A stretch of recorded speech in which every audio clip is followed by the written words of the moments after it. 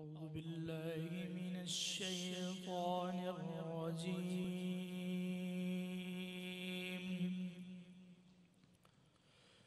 بسم الله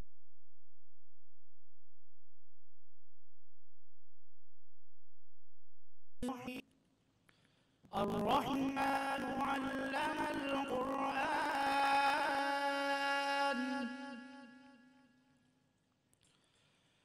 خلق الإنسان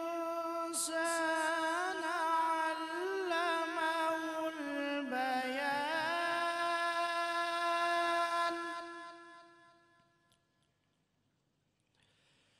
الشمس والقمر بحسبان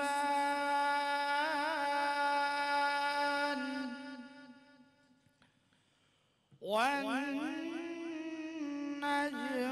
والشجر يسجدان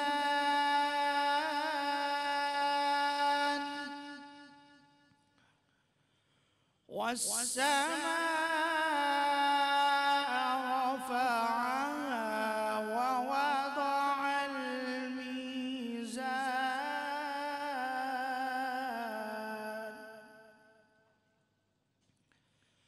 ألا تطغوا في الميزان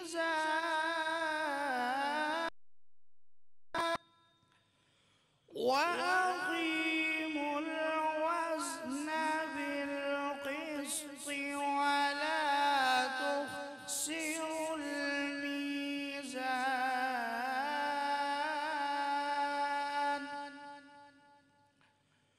والأرض وضعها للأنام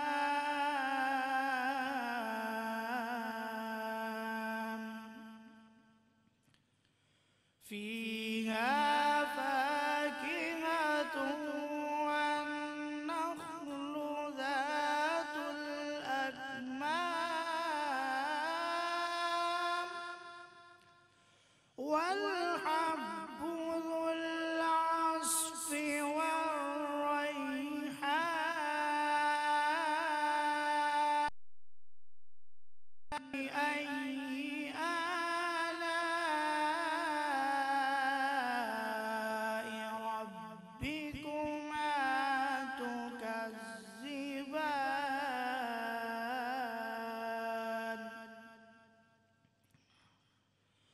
خلق الإنسان من صلصال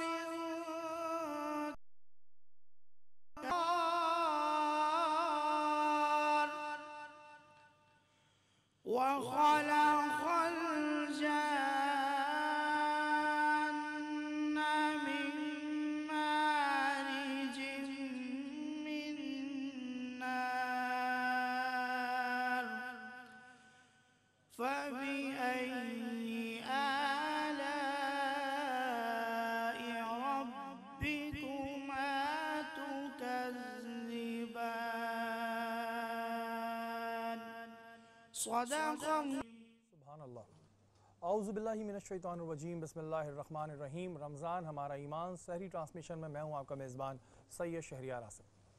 आज हम 22वीं सहरी की नशिस्त पे मौजूद हैं और आज जिस मौजू का इंतखाब हमने किया है वो है तकब्बुर और अनापरस्ती। इंसान के अंदर से इंसानियत खत्म कर देती और ये बात हम देख चुके हैं कि जिन जिन लोगों ने तकब्बुर किया उनका क्या हाल हुआ है। इसी वजह से मेरी ये दुआ है अल्लाह ताला से कि अल्लाह ताला मुझे कभी तकब्बुर ना दे और अगर तकब्बुर दे तो फिर कुछ ना दे। आज हम बात करेंगे कि हम तकब्बुर से कैसे बच सकते हैं और इस्लाम में तकब्बुर करने वालों के लिए क्या हुक्म है। हमारे साथ मौजूद हैं हमारे आलिम दीन मुफ्ती मोहसिन उज़्ज़मा साहब, आपको खुशामदीद कहते हैं। हमारे साथ मौजूद हैं डॉक्टर मुबश्शिर आलम, आपको भी खुशामदीद कहते हैं। और आज जो हमारी तीसरी मेहमान है वो हैं अबीना असगर साहिबा, फैशन डिज़ाइनर हैं, दीरा कलेक्शन की मालिक हैं, इनको भी खुशामदीद कहते हैं। नशिस्त को आगे बढ़ाते हैं और हमारे साथ आज एक बहुत खूबसूरत आवाज़ मौजूद है। आपने इनको वैसे भी टेलीविज़न स्क्रीन पे बहुत दफ़ा देखा होगा। हमारे साथ मौजूद हैं फौजिया कायदम साहिबा। आपसे दरख्वास्त करेंगे अपनी खूबसूरत आवाज़ में नात शरीफ पेश कीजिए। हमदिया कलाम से इस प्रोग्राम का मैं आगाज़ करना चाहूँगी। ऐ रब्बी ज़ुल जलाल, ऐ रब्बी ज़ुल जलाल, ऐ रब्बी ज़ुल जलाल, ऐ रब्बी ज़ुल जलाल। ज़र्रे को आफ़ताब बनाना तेरा कमाल, ऐ रब्बी ज़ुल जलाल, ऐ रब्बी ज़ुल जलाल, ऐ रब्बी ज़ुल जलाल, ऐ रब्बी ज़ुल जलाल। उम्मत तेरे नबी की बहुत मुश्किलों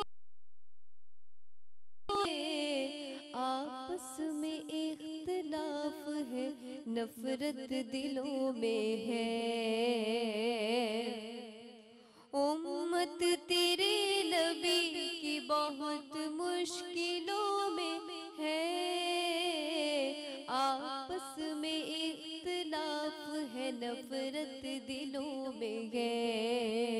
सदक़े में मुस्तफ़ा के, सदक़े में मुस्तफ़ा के, मौला इन्हें संभाल, ऐ रब्बी ज़ुल जलाल, ऐ रब्बी ज़ुल जलाल, ऐ रब्बी ज़ुल जलाल, ऐ रब्बी ज़ुल जलाल। आमाद यूं तो मुझको गिराने पे था जहाँ, लेकिन तेरी निगाह करम से ए मेहरबान। आमाद यूं तो मुझको गिराने पे था जहाँ, लेकिन तेरी निगाह करम से ए मेहरबान।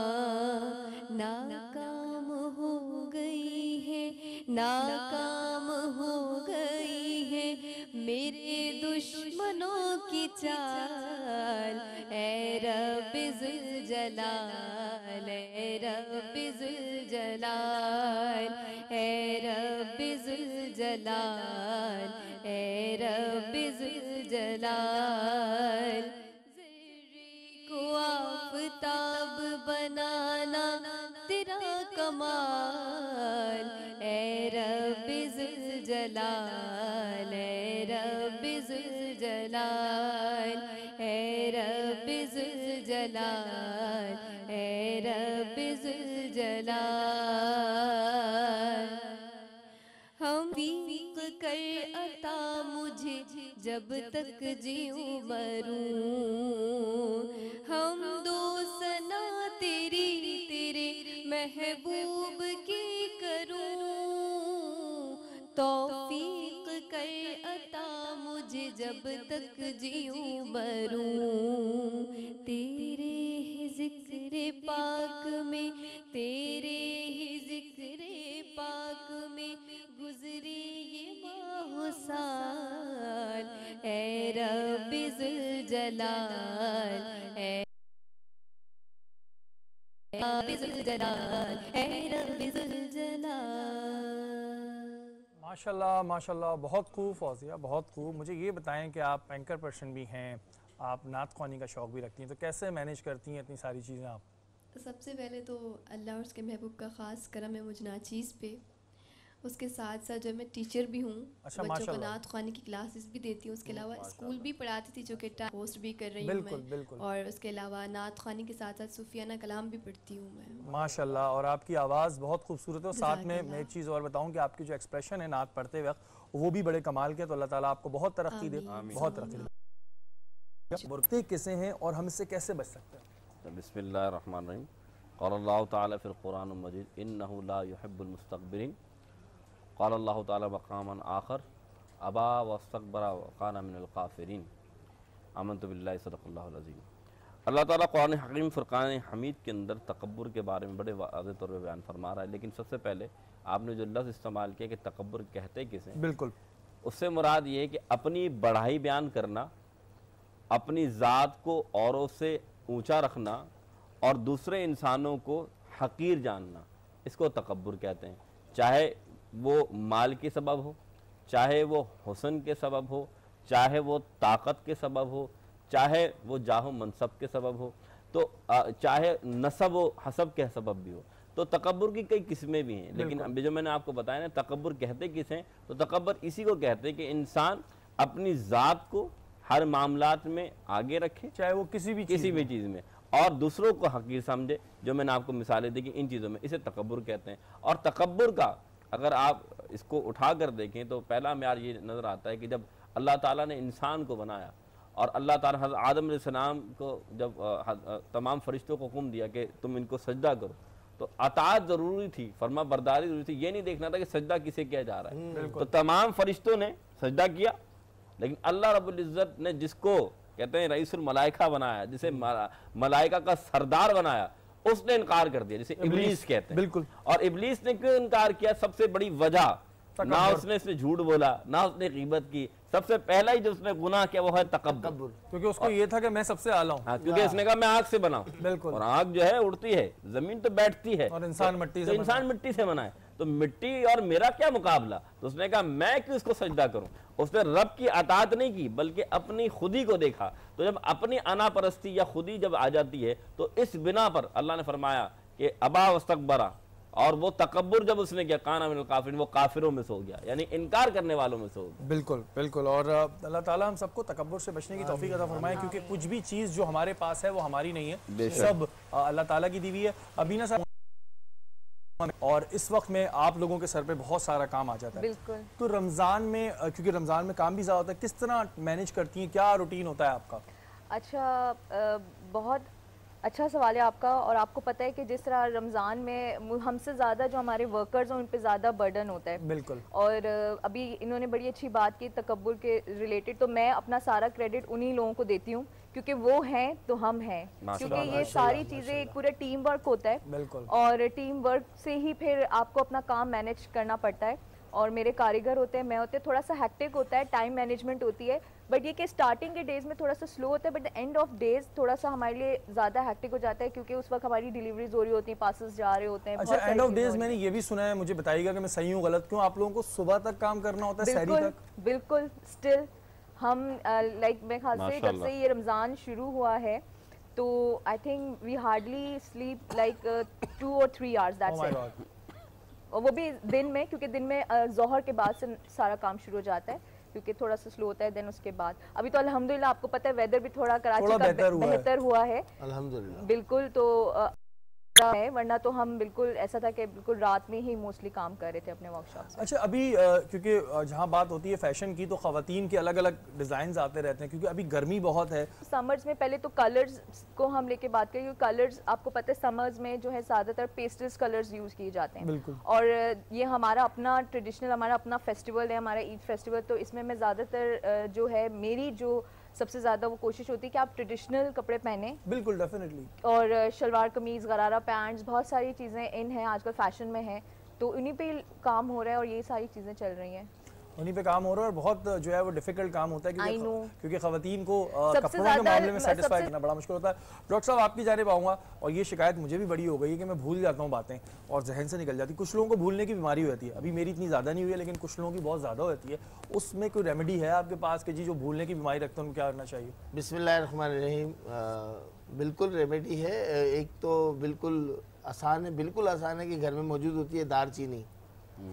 दालचीनी घर में मौजूद होती है, आप उस दालचीनी के छोटे छोटे से पीस कर लें, 3 से 4, ठीक है, और मुंह में रख के उसको आप सक करना शुरू कर दें, चूसना शुरू कर दें, जैसे बबल चूसने। और आप देखेंगे कि 3-4 दिन के अमल से मेमोरी, क़ुव्वत हाफ़ज़ा बेहतर होना शुरू होगा। दूसरे एक और है,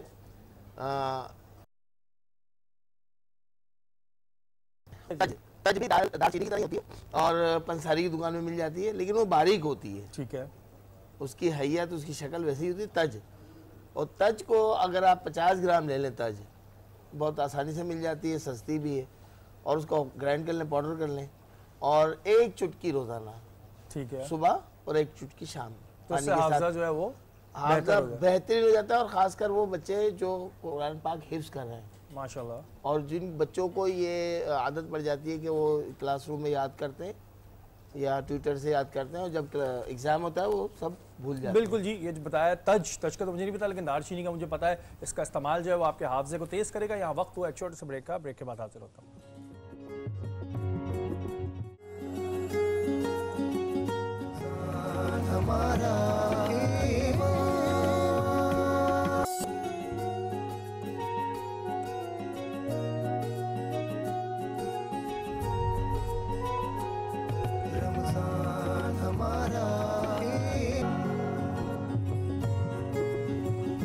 रमज़ान हमारा ईमान सहरी ट्रांसमिशन में एक बार फिर आपको खुशामदीद कहते हैं। और इस वक्त हम मौजूद हैं अपनी शेफ सामिया के साथ। सामिया कैसी हैं आप? मैं ठीक हूँ, आप कैसे हैं? अल्लाह का शुक्र है। क्या बना रही हैं आज आप? मैं आप बना रही हूँ पंजाबी पुलाव।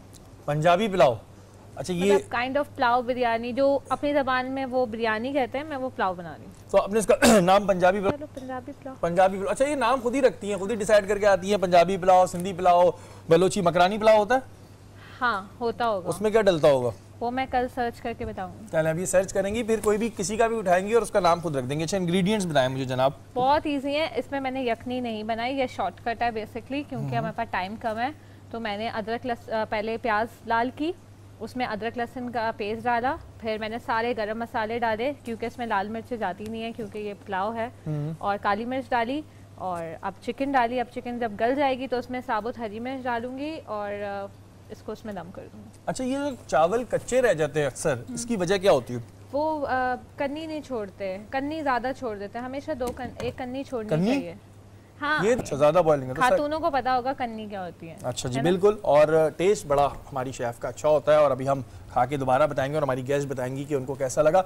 अब वक्त हुआ है कि हम अपनी इस महफिल को और खूबसूरत बनाएं, और आज कव्वाली पेश करने के लिए हमारे साथ मौजूद है मंजूर वारसी और हमनवा। उनसे दरख्वास्त करेंगे कि अपनी खूबसूरत आवाज़ में कलाम पेश कीजिए। इस वक्त जारी है और हम बात कर रहे थे तकब्बुर के हवाले से। मुफ्ती साहब आपसे शुरू करूँगा कि क्या अच्छे कपड़े पहनना, अच्छी गाड़ी रखना, अपने आप को खूबसूरत रखना, क्या ये तकब्बुर के ज़मरे में आता है? बिस्मिल्लाहिर्रहमानिर्रहीम ने फरमाया अल्लाहु जमीलुन व युहिब्बुल जमाल। सुभान अल्लाह। अल्लाह के रसूल फरमाते हैं अल्लाह हसीन है और हसीन शे को पसंद फरमाता है। बेशक। अगर इंसान अच्छा बन के रहे, अगर इंसान अच्छे कपड़े पहने, अगर इंसान अपनी ज़िंदगी अपने आप को ख्याल रखे, अच्छी गाड़ी में घूमे, मना नहीं है शरीयत में। बात यह आ रही है कि आप अच्छे बने रहें लेकिन दूसरे को बुरा ना कम समझें। आप अच्छे बने रहें, दूसरे को हकीर ना समझें। आप अच्छा कपड़ा पहने लेकिन कोई बोसीदा कपड़ा पहन रहा है तो आप उसको एतराज़ की निगाह से नहीं ना देखें कि इसके पास तो कुछ नहीं, इसके पास क्या है। जो मेरे पास है वो सब कुछ है। जो अच्छा, मुझे एक बात बताएं कि जैसे मिसाल के तौर पे कोई अच्छी गाड़ी में जा रहा है, उसके बराबर से गाड़ी गुजरती है कि एक छोटी सी गाड़ी है, और उसके जहन में ये बात आती है कि यार इसकी गाड़ी मुझसे सस्ती है, तो क्या तकब्बुर आ गया वहाँ? देखिए बात ये कि सस्ती तक तो ठीक है, लेकिन एक जहन में ये पॉइंट आया कि यार मेरी अच्छी है, इसकी हल्की, और वो कुछ बोले ना, लेकिन सिर्फ उसके जहन में आए। वही बात है, मैं फिर आपको हदीस जो है ना लागू होती है, और बात वही है कि अना अमदा जंदी में इन्ना अल्लाह के रसूल फरमाते हैं कि अल्लाह के रसूल ने फरमाया कि मैं बंदे के गुमान के मुताबिक होता हूँ। अब आपने जो सोचा है ना वो है क्या, असल बात ये, अगर आपने ये सोचा कि भाई मैंने ये सोचा कि इसकी बात में फर्क है, सोच में फर्क है। मैं यही पूछ रहा हूँ कि अगर उसकी सोच में आता है, वो किसी से नहीं शेयर कर रहा, वो अकेला है और उसकी सोच आती है, तो क्या उसके अंदर अगर सोच में बढ़ावा है तो तकब्बुर है, आ गया तकब्बुर, ठीक है। और अगर सोच में बढ़ावा नहीं लेकिन अपनी चीज की नेमत का शुक्र है तो फिर कोई मसला नहीं। मिसाल तौर पर अगर हमारे शेख साहब ने अच्छे कपड़े पहने और किसी दूसरे ने नहीं पहने, तो अगर इनके दिल में आता है ठीक है अल्लाह ने मुझे नेमत अता फरमाई, फर्क है। तो नेमत का शुक्र वजह लाना, नियत में ही सोच लेना कि ठीक है कि नेमत मिली, मुझे उससे बेहतर नेमत मिली, अल्लाह तेरा शुक्र है, तो ये तो ठीक है। लेकिन उसकी क्या और मेरी गाड़ी क्या, तो ये सोचने में भी तकब्बुर है, बिल्कुल तकब्बुर। अच्छा, वो जो मैं बात कर रहा था दोबारा रिपीट करूंगा कि अगर हमारी सोच में भी आ रहा है और हम उसको बोल नहीं रहे, मतलब मैंने उस शख्स को पॉइंट आउट नहीं किया लेकिन मेरी सोच में आ गया, तो मुझे गुनाह मिलेगा? बिल्कुल मिलेगा, क्यों नहीं मिलेगा, क्योंकि तकब्बुर है क्या, सोचने का भी गुनाह। बिल्कुल, तकब्बुर का मकसद क्या है? तकब्बुर एक नफ्स का ताल्लुक है, फितरी तकाजा है। मिसाल के तौर पर इंसान, मैंने कहा ना कभी जाहो मनसब से, मिसाल एक खानदान है, बोले मैं उस खानदान का हूँ, सोच रहा है, और ये इस खानदान का है, इसका और मेरा मिलाप क्या, तकब्बुर है ना, एक सोचा बात है। अल्लाह के रसूल फरमाते हैं अल्लाह ला युंज़ुरु अला अजसामिकुम ला युंज़ुरु अला सुवरिकुम वलाकिन युंज़ुरु अला कुलूबिकुम, औ कमा क़ाल सल्लल्लाहु अलैहि वसल्लम। हुज़ूर ने फरमाया अल्लाह ना तुम्हारे जिस्म देखता है ना सूरत देखता है, तुम्हारा दिल देखता है। तो मुराद क्या है, जो तुम दिल में भी सोच रहे हो ना उस ख्याल। लेकिन एक बात याद रखिएगा, ख्यालात पर अल्लाह ताला पकड़ता नहीं है। अच्छा, ये बात याद रखिएगा। लेकिन ये तकब्बुर ऐसा मामला है क्योंकि शैतान ने इकरार भी किया और सोचा भी कि देखो मैं तो हूँ, मैं तो आंख से बना इसलिए मैं बड़ा हूँ। तो इसमें तकब्बुर के लिए हुक्म यही है कि आप सोचे भी नहीं, क्योंकि हदीस में यहाँ तक आता है जो तकब्बुर करता है वो जन्नत की खुशबू भी नहीं पा सकता। अस्तगफुरुल्लाह। और अब तो ये हम सबको सोचना है कि हम में से कौन कौन तकब्बुर करता है, और अल्लाह ताला माफ़ करे हम सबको कि अगर हमारे जहन में हमारी चीज़ का आ जाए कि हमारे पास ये है तो ये हमारा कमाल है। हमारा कमाल नहीं है, सब कुछ अल्लाह ताला का दिया है। आप भी जाने पाऊँगा बीना कि हमारे यहाँ जहाँ फैशन की बात आती है वहाँ पर डिज़ाइनर का एक बड़ा इंपॉर्टेंट रोल आता है। लेकिन मैं जानना चाहूँगा कि हमारे यहाँ अब जिसको देखो अपने साथ डिज़ाइनर लगा लेता है, तो आप क्या समझती हैं कि इसकी प्रॉपर क्वालिफिकेशन लेके एक बंदा डिज़ाइनर बनता है या आपका क्रिएटिविटी आपको डिज़ाइनर बना देती है? इसमें शहरी आई थिंक सारी चीज़ें बहुत काउंट करती हैं, क्योंकि क्वालिफिकेशन होना बहुत ज़रूरी है। क्योंकि आप कोई भी अगर काम करो और उस काम को अगर आपने सीखा हुआ ना हो तो आप वो काम नहीं कर सकते। बिल्कुल ठीक है। तो आई थिंक के क्वालिफिकेशन भी ज़रूरी है। फिर आप टाइम टू टाइम जब आप काम कर रहे होते हो तो और आप सीखते हो मज़ीद। जैसे आपकी बात है कि आजकल हर किसी ने अपना एक डिज़ाइनर नाम लगाया, लेकिन मैं आपको ये बात बताऊँ, आपके काम से ना आपकी पहचान है, वो पता चल जाता है कि कौन जो है वो पढ़ के आया है और कौन वैसी डिज़ाइनर बन गया। बट हम उसको भी अप्रिशिएट करते हैं। आजकल काफ़ी ऐसी वुमेन्स हैं, ऐसी ख़वातीन हैं हमारी जो घरों से कर रही हैं, और अच्छी बात है, करना चाहिए। अगर अल्लाह पाक ने आपको इतना टैलेंट दिया है और अगर आप कुछ कर सकते हो तो क्यों नहीं करें। अच्छा बीना, और क्रिएटिविटी भी है बट पैसे नहीं है, तो देन उसका तो टैलेंट ज़ाया हो जाता होगा।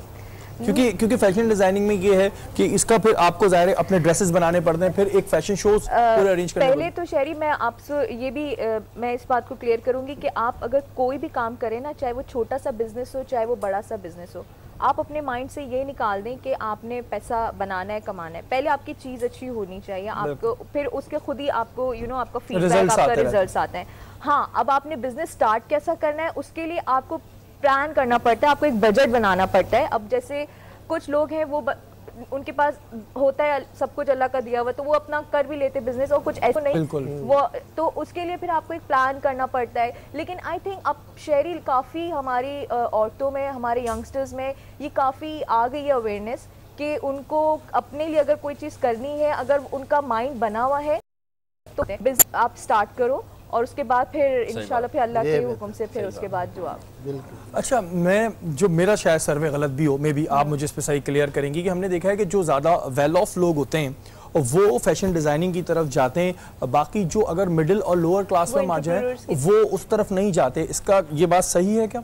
नहीं, ये बात काफ़ी हद तक सही है। इट्स डिपेंड कि आप कितने पॉजिटिव हो, क्योंकि कुछ मैंने ऐसी खवातीन, हमने ऐसे लोग भी देखे जो डिज़ाइनर्स हैं जो उन्हीं लोगों को हायर करते हैं जो घर से काम करते हैं, जो जिनमें टैलेंट है, जिनमें क्रिएटिविटी होती है, कुछ कर नहीं सकते।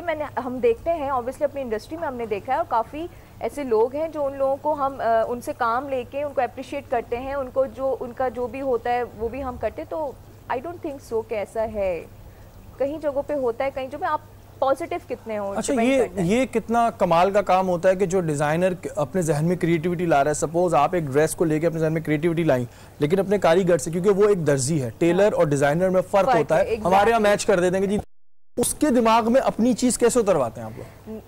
पहले तो मैं ये डिज़ाइनर और टेलर वाली बात को थोड़ा क्लियर करती हूँ, क्योंकि हमारे यहाँ मार्केट में कट्स लेके जो आते हैं वो डिज़ाइनर्स ही आते हैं, टेलर उसको कॉपी करते हैं, या टेलर जो है वो आपको पता है आजकल रेप्लिका जो इतनी सारी चीज़ें मार्केट में इन है। अच्छा, जो हमारे माइंड में क्रिएटिव है, first year diploma from Indus valley, so हमें वहाँ पर पूरा आपको स्केचिंग के साथ आपको पूरा ड्रॉ करके सिखाया जाता है। एग्जैक्टली, हमारे पास डमीज होती हैं, हम डमी पे पेपर वर्क पूरा करके, अगर हमारे दिमाग में कोई कट है तो हम उसको पहले पेपर में करके देन उसको डमी पे करते, फिर हम टेलर को समझाते कि ये कट है और इस तरह आपने यानी डिफाइन करना पड़ता है। बिल्कुल, ये एक इतना आसान नहीं कि हमारे यहाँ जिसको मूड होता है वो कहता है जी मैं डिज़ाइनर हूँ, बट ये एक बड़ी डिफिकल्ट जॉब है, और अभी जो इनकी डिफिकल्टीज़ हैं वो भी हम पूछेंगे। लेकिन डॉक्टर साहब आपकी जानिब आऊँगा और मुझे ये बताएं कि एक बड़ा अहम मसला होता है शुगर पेशेंट्स के साथ कि उनके ज़ख़म लग जाता है, और शुगर पेशेंट का ज़ख़म मुश्किल से भरता है। कभी कभी अस्तग़फुरुल्लाह ऐसा भी हुआ है कि लोगों के हाथ पैर काटने पड़े। तो जिसको शुगर हो और ज़ख़म हो जाए उसको क्या रेमेडी करनी चाहिए फ़ौरन? बिस्मिल्लाहिर्रहमानिर्रहीम। शहरियार भाई, सबसे पहले ये करना चाहिए, शुगर पेशेंट के ज़ख़म या वो पेचीदा ज़ख़म जो पुराने हो गए, ख़राब हो गए, गैंग्रीन की तरफ बढ़ रहे हैं, बिल्कुल, तो शहद ले लें 200 ग्राम प्योर शहद। ठीक है, हाँ प्योर लेना पड़ेगा, उसको ढूंढना पड़ेगा उसको। और 200 ग्राम आप ले लें जैतून का तेल, ऑलिव ऑयल वो जो, और 50 ग्राम ले लें कलौंजी, 50 ग्राम ले लें आप उसके अंदर बेहतरीन नहीं कलौंजी नहीं, बेहतरीन उसके, अभी मैंने उसको बताया भी था, जहन में निकल रहा है। ये दालचीनी नहीं, दालचीनी नहीं, तेज का था शायद। अच्छा मुझे इसका ये बता दें कि आपने बताया मक्खी का, ये छोटी मक्खी का या बड़ी मक्खी का शहद? शहद कोई सा भी ले लें। अच्छा कोई सा भी इसमें, हाँ क्योंकि लगाना है ना, ठीक है, इसमें छोटी मक्खी भी चल सकती है और बड़ी मक्खी भी। कलौंजी, ठीक है, कलौंजी। अच्छा कलौंजी को कर लें पाउडर, ठीक है, और इन तीनों चीज़ों को मिक्स कर लें, ठीक है, ये इस तरह का एक मरहम टाइप बन जाएगा। ठीक है, इसको लगाना शुरू कर दें, ओके, इंशाल्लाह 3 से 4 रोज में जख्म भरना शुरू हो जाएगा। ठीक है। शहद, ऑलिव ऑयल और कलौंजी इलाज कर रहे हैं वो करते रहे, एलोपैथी का वो जारी रखें, वो बिल्कुल करते रहे। शहद, ऑलिव ऑयल और कलौंजी का आप एक पेस्ट बना के उसको जख्म पे लगाएंगे तो डेफिनेटली इंशाल्लाह ताला अल्लाह ताला आपको शफा देगा। मुफ्ती साहब ये बताएं कि तकब्बुर हमें किस तरफ लेके चले जाता है, और तकब्बुर अल्लाह माफ़ करे हम सब में ही कहीं ना कहीं आ जाता है, अल्लाह बस हमें माफ़ करे, लेकिन ये हमें लेके किस तरफ जाता है तकब्बुर? देखिए कुरान ने वाज़ेह फरमाया है सूरह नहल के अंदर, इन्नहु ला युहिब्बुल मुस्तकबिरीन। आप चाहते हैं ना कि अल्लाह, हर इंसान, हर मुसलमान मोमिन चाहता है, चाहे औरत हो या मर्द हो, कि अल्लाह मुझसे राज़ी हो जाए, करने लग जाए, अल्लाह मुझसे प्यार करने लग जाए। अल्लाह फरमाता है जिसने तकब्बुर किया, इन्नहु ला युहिब्बुल मुस्तकबिरीन, अल्लाह उनसे हरगिज़ मोहब्बत नहीं फरमाएगा, अल्लाह उनसे हरगिज़ प्यार नहीं करेगा, अल्लाह हरगिज़ उनसे राज़ी नहीं होगा। कुरान फरमा रहा है। तो इसका मतलब ये है कि ये तकब्बुर ऐसी नाउज़ुबिल्लाह लानत है कि जिसके अंदर पड़ जाती है। आप देखें, अच्छा तकब्बुर की किस्में भी आप ये देखें ना, फ़िरऔन ने तकब्बुर किया तो ये कुफर के करीब ले गया। नमरूद ने तकब्बुर किया, क्या तकब्बुर था? अना रब्बुकुल आला, कि मैं नाउज़ुबिल्लाह खुदाई दावा किया ना कि ये सब जो है ये कुछ नहीं, मैं खुदा हूँ, नाउज़ुबिल्लाह उसने ये बात की। तो अल्लाह ताला ने इसका ये तकब्बुर उसको दुनिया में दिखा दिया कि उसकी जो मौत थी वो इबरतनाक बना दी गई। तो ये तकब्बुर है ना, इसकी जो हालात और वाक़यात हैं ये सामने आ जाते हैं। तो इसी वजह से अल्लाह ने फरमाया कि अल्लाह ताला ये बंदे को ऐसा मुकाम में इबरत बना देता है, जैसे मैंने कहा नमरूद, जैसे कहा मैंने फ़िरऔन, ये तकब्बुर उस तकब्बुर और फ़ख्र में क्या फ़र्क होता है? एक होता है फ़ख्र करना, जैसे हमारे वालिदैन कहते हैं जी हमें अपने बच्चे पे फ़ख्र है, हम कहते हैं हमें फ़ख्र है, हमें पाकिस्तानी होने पे फ़ख्र है।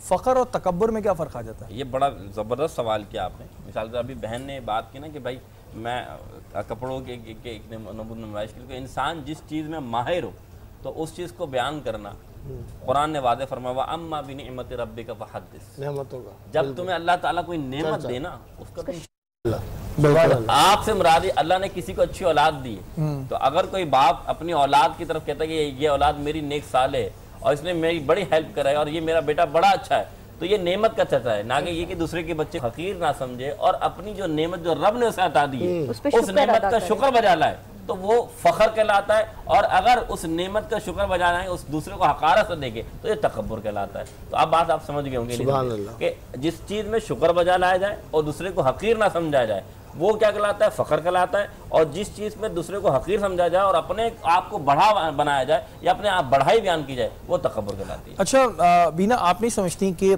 हमारे अंदर हमारा फ़ख्र ही तकब्बुर बन जाता है? हम पहले एक चीज़ पे फ़ख्र कर रहे होते हैं, फिर हम उसको तकब्बुर की फॉर्म में ले आते हैं। सपोज़ अगर मैं आप एक मिसाल के तौर पर डिज़ाइनिंग कर रही हैं और अच्छी डिज़ाइनिंग कर रही है, आपको फ़ख्र है, फिर हम दूसरे के डिज़ाइन को देखने लगते हैं बेकार है जी।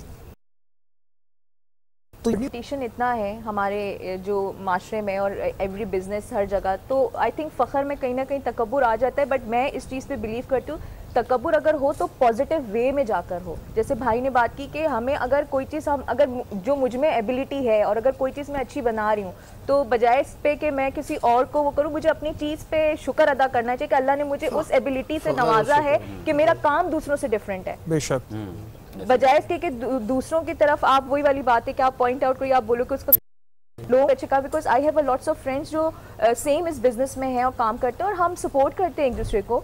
और हमारी आपका पॉजिटिव माइंड होना बहुत ज़रूरी है।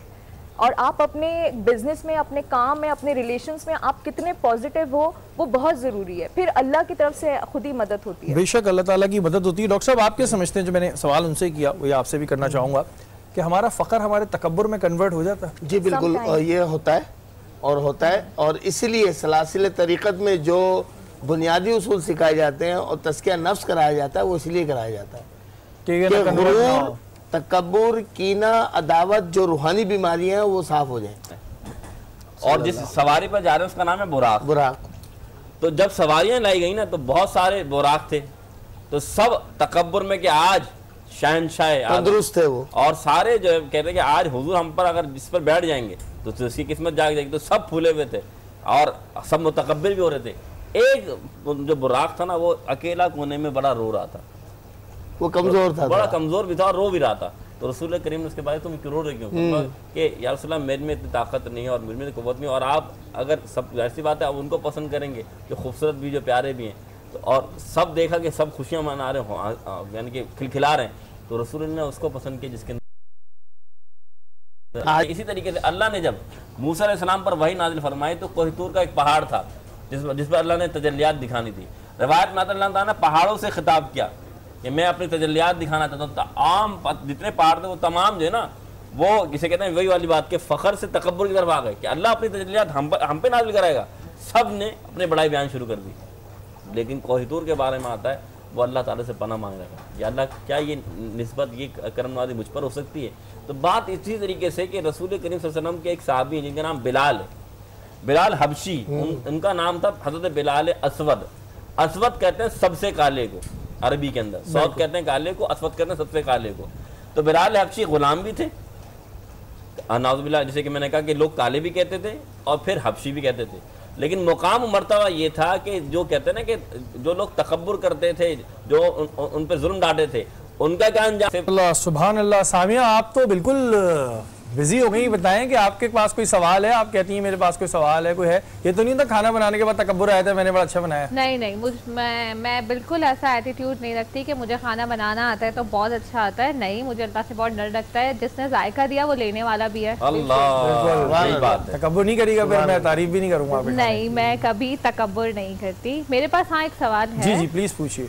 लोग बहुत एरोगेंट मतलब एटीट्यूड दिखाते हैं, उनसे कोई बात कर लो तो दे थिंक कि हम बहुत कुछ हैं। ख़ानदान में भी ऐसे होते हैं और वो दूसरों के लाइफ में बहुत इंटरफेयर करना पसंद करते हैं।